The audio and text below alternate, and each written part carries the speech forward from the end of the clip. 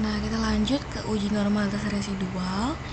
Yang tadi di close aja output input dari situ. Dimana di sini uji normalitas residual itu sama aja sama uji normalitas yang di atas, cuman bedanya di sini uji normalitas residual itu bukan kita menguji normal si variabel-variabel atau data-data yang udah kita kumpulin secara langsung, tapi kita mau tahu residual, nilai-nilai residual dari setiap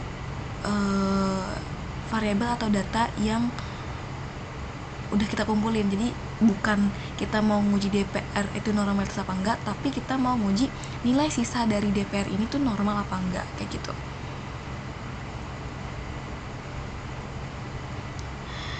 Nah, kita pertama, aku mention dulu di sini ada dua cara pengujian, itu ada metode grafik sama non grafik. Nah, kita di sini kalau metode grafik itu kita menggunakan normal probability plot, terus sama p-plot sama scatter plot. Jadi itu ada gambarnya nanti di output. Sekarang kita langsung praktik aja. Ya, seperti biasa kita buka file, open data,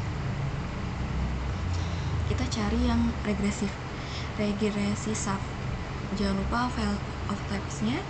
Habis itu kita mau klik analyze,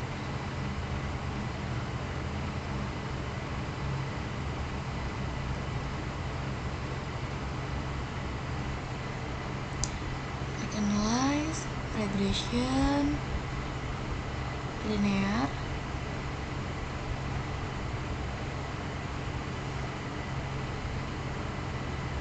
Di sini kita masukin dulu nih variabelnya.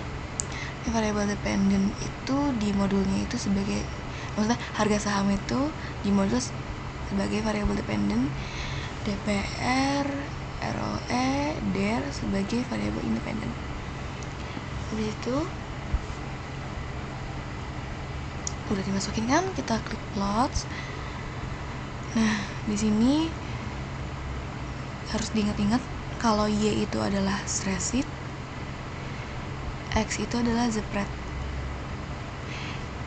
Oke. Terus kita centang normal probability plot. Continue. Oke. Ini kita abaikan dulu.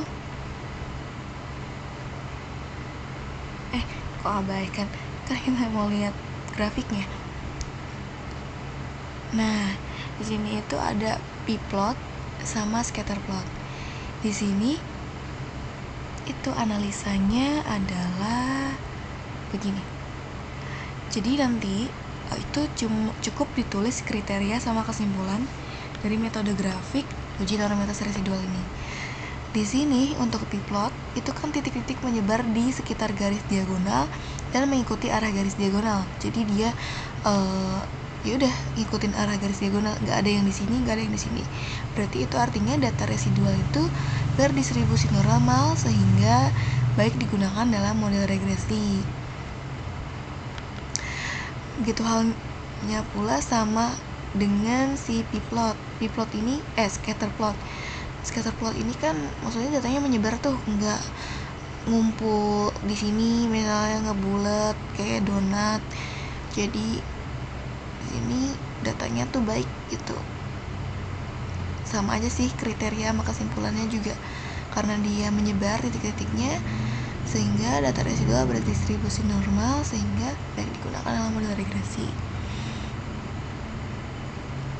Lalu udah kan, kita langsung ke yang metode grafiknya, non grafiknya. Dimana metode non grafik ini kita menggunakan uji kolmograf Smirnov sama kayak yang pertama.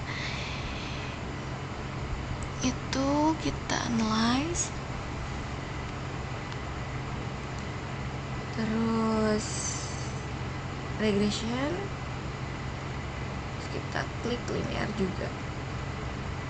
Kita reset dulu. Di sini harga saham independen, masukin lagi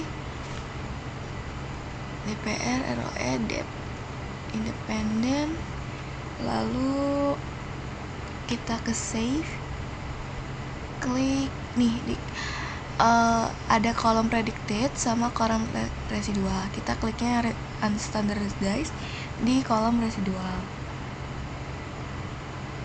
Kita klik continue aja. Oke. Nah, kita abaikan dulu si outputnya. Kita lihat ada variabel baru yang namanya residual underscore 1. Nah, inilah yang akan kita cari tahu apakah dia itu memiliki data yang normal. Terus kita ke analyze lagi, lalu kita pilih numerik mana? Numerik non parametrik test. Terus kita pilih legacy dialogs. Terus kita pilih satu sampel Kolmogorov Smirnov atau satu sampel KS. Nah, di sini masukinlah itu res 1. Lalu kita klik OK. Nah, di sini itu ada di tabel one sample Kolmogorov Smirnov. Mana? Nih. One sample Kolmogorov Smirnov itu di sini kita lihat nilai asim signifikan tutelnya di bawah sini. Jika nilai asim signifikan tutelnya itu adalah lebih besar sama dengan alfa, data residual itu berdistribusi normal.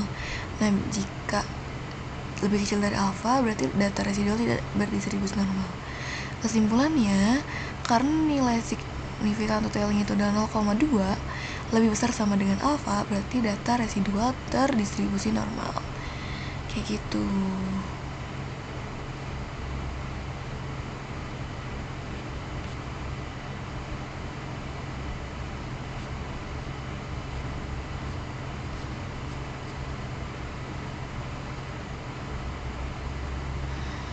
Terus kita mau ke uji outlier residual. Di sini sama nih, kita residual itu juga pasti harus terdistribusi normal kayak gitu. Nah, kita coba cari data-data yang enggak terdistribusi normal. Ya, maksudnya residualnya tidak terdistribusi normal. Caranya itu kita ini sama sih, ini kita analyze, terus kita pilih non parametric test.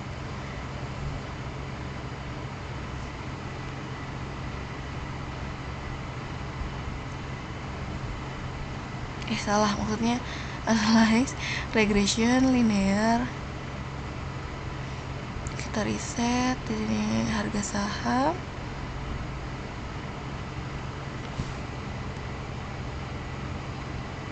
Independen. Nah, ini sama kayak kita nyari normalitas residual tadi. Itu kita ke save lagi, terus kita klik standardize, terus kita continue, terus kita okein. Nanti kan pas di oke itu nanti keluar res 1 nih. Nah, res 1 ini kita analyze, terus kita ke deskriptif statistik, terus kita pilih deskriptif, kita uji variabelnya, terus klik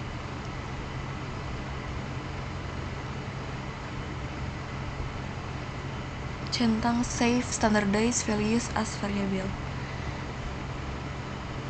Nah, udah kita abaikan outputnya, nanti kita keluar namanya Z1 atau Z residual 1. Di sini kita pakai kriteria lagi. Nah, kriteria itu sama seperti yang tadi, itu di atas 3 atau di bawah min 3, di atas 2,56 atau di bawah min 2,56, di atas 1,96 atau di bawah min 1,96. Dimana di sini udah dikasih tahu nih bahwa perusahaan Arna tahun 2001 dan perusahaan Sobi 2006 itu adalah outlier bila kita menggunakan kriteria 1,96. Arna 2001, iya, dia nilai Z-nya itu adalah minus 2, sedangkan kita pakai nilainya itu di bawah minus 1,96 adalah yang outlier datanya. Terus sama Sobi tahun 2006, Sobi 2006 itu Z-nya itu adalah 2,2. Nah, 2,2 itu di atas 1,96, maka data itu outlier. Berarti kita buang 2, sisa 110. Nah, seperti biasa, seperti yang aku tadi omongin, bahwa kalau misalnya emang data kalian yang diperlukan adalah 112 misalnya, itu adalah keperluan, maka data ini dulu nih, data yang 110 ini kalian uji normalnya dulu. Habis uji normal baru kalian nambah data, baru nanti kalian uji normal lagi. Oke, seperti itu.